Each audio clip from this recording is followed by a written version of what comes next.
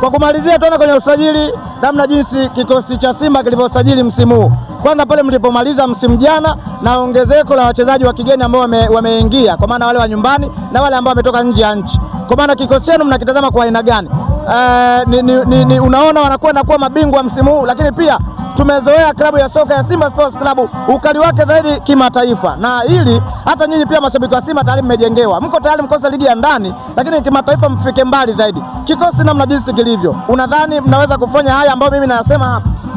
Kitu cha kwanza kilichotufurahisha kikosi chetu cha msimu wa 25-26 80% au 90 kimebaki. Yani wachezaji wetu wa kikosi cha kwanza wote wale bora, ukichukua wachezaji wale ambao waliingizwa kwenye dirisha dogo na wachezaji ambao tulianza nao. Mwalimu Steve Baka baada ya kuwatengeneza wakawa bora, akahakikisha wachezaji wake wamebaki. Kwanza ni wapongeze viongozi na benchi la ufundi. Lakini la pili, kikosi chetu kimeenda kuongezea kwenye sehemu ambayo kuna wachezaji bora. Ukiangalia kwenye nafasi ya viungo wameongezwa Kevin Nation, fullback namba 2 upande wa Kapombe pamoja na David Kameta, kaongezewa kijana Nathaniel Chilambo.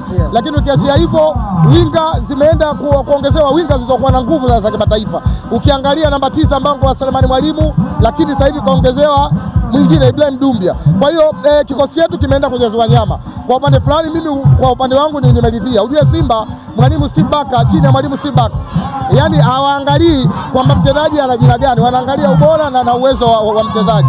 Kwa hiyo mimi niseme tu niwapongeze viongozi wetu na niwaambie wana Simba watulie. Maneno ya kuwasajili wachezaji wenye majina Simba hatuna hivyo vitu. Ndio maana klabu yetu ndio klabu ambayo katika ukanda wa Sekafa imefanya vizuri sana katika miaka 10, mimi nasema, kwa sababu hata miaka 5 tuliopoteza, lakini heshima yetu bado ipo. Leo tuko kwenye 10 bora. Wao wanafanya vizuri miaka 4 5, hata 10 bora hawapo. Kikosi chetu bora, ila tuwaambie tu wana Simba warudi kwenye nguvu moja, na nguvu moja hii itakuja kudhibitisha uimara wetu tarehe 12 pale Zanzibar. Shukrani sana. Shabani, tumalizie usajili wa Peter Shalulile kule kwa wapinzani wenu, au watishi labda hakutulumbua, kwa sababu tumeona Peter Shalulile tayari kashamaliza. Kwa hiyo hatuwezi kuchukua mchezaji ambaye kashamaliza, ndio maana tumechukua Ibrahim Dumbia. Peter Shalulile miaka 2 ana goli 3.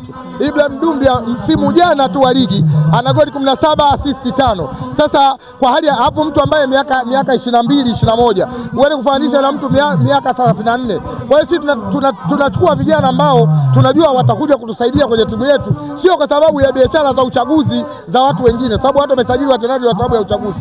Kwa hiyo mimi niwaambie wana Simba waacha waseme, ila ukweli utaenda kuonekana kwenye pichi, na leo waangalie starehe pale uwanja wa Uhuru. Baada ya hapo tukutane Zanzibar tarehe 12. Shukrani sana. Nashukuru sana, niwatakie kila laheri, Simba Day njema. Shukrani sana. Naam, ni Shabani Mpilapesa huyo tukizungumza naye kutoka viwanja vya hapa Mkwela Masasi. Endelea kufuatilia Gayo Media na endelea kufuatilia Mtama FM.